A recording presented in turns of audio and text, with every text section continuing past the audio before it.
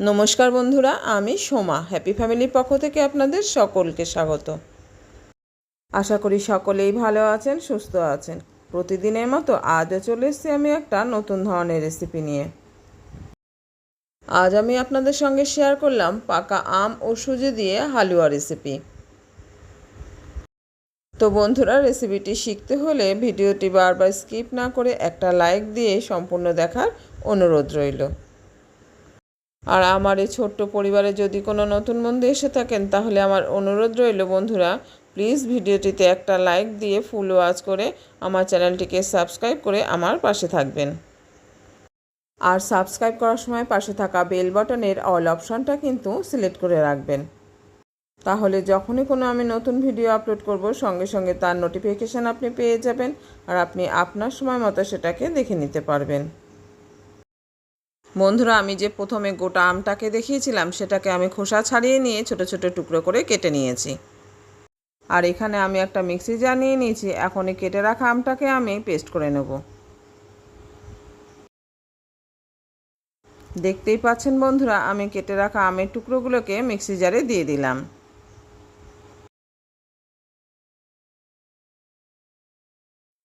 এখন এই আমটাকে আমি সুন্দর একটা পেস্ট করে নেব। আমের পেস্টটি আমার রেডি হয়ে গেছে। এখন এই আমের পেস্টটিকে সাইডে রেখে দিয়ে আমি গ্যাস ওভেনে বসিয়ে দিলাম একটা কড়াই। এবার কড়াইটাকে সামান্য গরম করে নিলাম। কড়াইটা সামান্য গরম হয়ে গেছে। এখন আমি এর মধ্যে দিয়ে দেবো 1 চামচ ঘি। তো বন্ধুরা, দেখতেই পেলেন আমি 1 চামচ ঘি কড়াইতে দিয়ে দিয়েছি।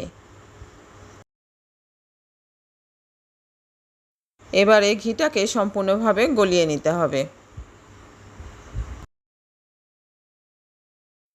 কড়াইটা গরম থাকায় আমার ঘিটা খুব তাড়াতাড়ি গলে গেছে। এবার একটা খুন্তির সাহায্যে আমি ঘিটাকে কড়াইয়ের চারিপাশে মাখিয়ে নিলাম। এবার আমি দিয়ে দেবো এর মধ্যে 1 প্যাকেট সুজি। এটা 200 গ্রামের সুজির প্যাকেট আছে, পুরোটাকেই আমি কড়াইতে দিয়ে দিলাম। এখন বন্ধুরা, পাকা আমের সময়। আপনারা এই পাকা আম দিয়ে অনেকেই অনেক রেসিপি বানিয়ে খেয়ে দেখেছেন, তবে আমার অনুরোধ রইল এইভাবে পাকা আম দিয়ে একবার সুজি রান্না করে খেয়ে দেখবেন। পাকা আম দিয়ে তৈরি সুজির এই হালুয়াটা কিন্তু বন্ধুরা খেতে অসাধারণ লাগে। তো বন্ধুরা, আমার অনুরোধ রইল প্লিজ বাড়িতে এইভাবে একদিন পাকা আম থাকতে থাকতে সুজির হালুয়া রান্না করে খেয়ে দেখবেন। আর আমি গ্যারান্টি দিয়ে বলতে পারি, এটা বাচ্চা থেকে বড় সকলেরই খুব পছন্দের খাবার হবে। তো বন্ধুরা, দেখতেই পেলেন প্রথমে আমি কড়াইটাকে গরম করে নিয়ে 1 চামচ ঘি দিয়ে দিয়েছি।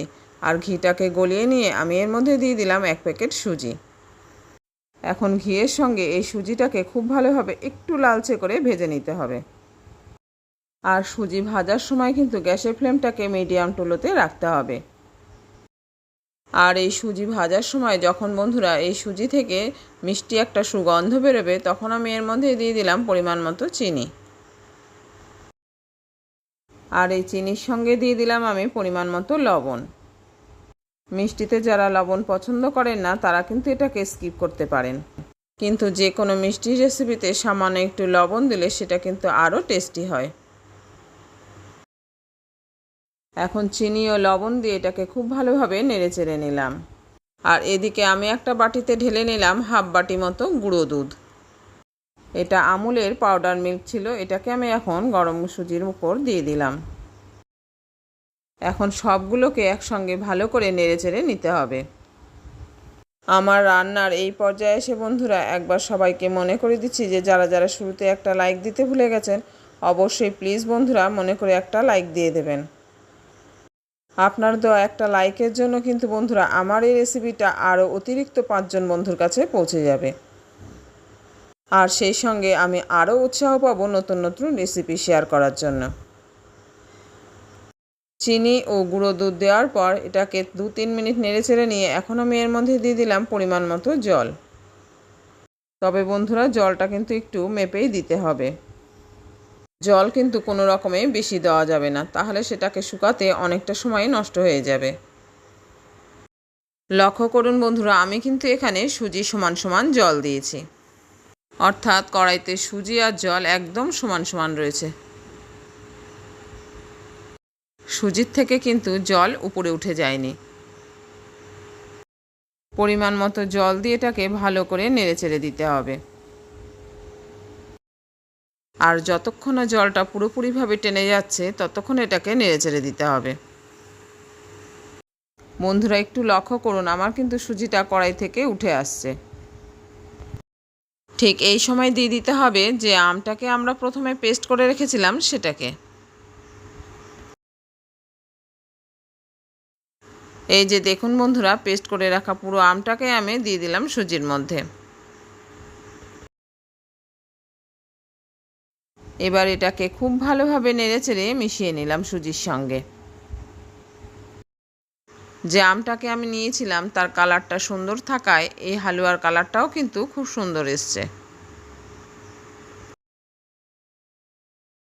তো বন্ধুরা, এই সুন্দর কালারটিকে আরও সুন্দর করার জন্য এখানে আমি দিয়ে দিলাম কয়েক ফোঁটা ফুড কালার। এটা অরেঞ্জ ফুড কালার আছে, এটাকে আমি কয়েক ফোঁটা এর মধ্যে দিয়ে দিলাম। আমি এখানে কালারটাকে আরও সুন্দর করার জন্য ফুড কালার ব্যবহার করেছি, আপনারা চাইলে এটাকে বাদ দিতে পারেন। আর বাড়িতে যদি খুব ছোট বাচ্চা থাকে তাহলে এটাকে কিন্তু পুরোপুরিভাবে স্কিপ করে যাবেন। আর যদি কেউ এই ফুড কালার ব্যবহার করতে চান তাহলে কিন্তু দামি কোম্পানির ফুড কালারই ব্যবহার করবেন। আর ফুড কালার ব্যবহার করার পর কিন্তু এটাকে খুব ভালোভাবে নেড়েচেড়ে মিশিয়ে নিতে হবে। এই যে দেখুন বন্ধুরা, আমার কিন্তু কালারটা আগের থেকে আরও বেশি টকটকে হয়েছে। আর সুজির যে জলটা ছিল সেটাও কিন্তু একদম শুকিয়ে গেছে। এখন আমি গ্যাস ওভেনটাকে অফ করে দিলাম। এখন এটাকে অন্য একটা পাত্রে নামিয়ে নিতে হবে। আমি এখানে যে পাত্রে সুজিটাকে নামাবো সেই পাত্রের মধ্যে কিন্তু আমি কয়েক ফোঁটা ঘি নিয়ে নিয়েছি। এখন এই ঘিটাকে আমি হাত দিয়ে থালা চারিদিকে সুন্দরভাবে মাখিয়ে নিলাম।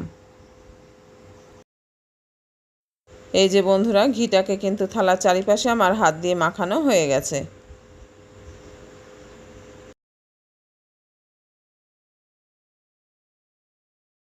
এবার তৈরি করা হালুয়াটাকে আমি থালার মধ্যে ঢেলে দিলাম। আর একটা চামচের সাহায্যে চেপে চেপে খুব সুন্দর করে থালায় এটাকে সেট করে দিলাম। এখন এই হালুয়ার থালাটাকে পুরোপুরি ঠান্ডা করে নিয়ে এটাকে ফ্রিজে রাখতে হবে 30 মিনিটের জন্য। আর এদিকে আমি ততক্ষণে কতগুলো ড্রাই ফ্রুটস কেটে নিলাম। এই ড্রাই ফ্রুটসগুলোকে আমি খুব ছোট ছোট টুকরো করে কেটে নিয়েছি। এখানে রয়েছে খুব সামান্য পরিমাণে কাজু, কিশমিশ, আমন্ড ও পেস্তা বাদাম।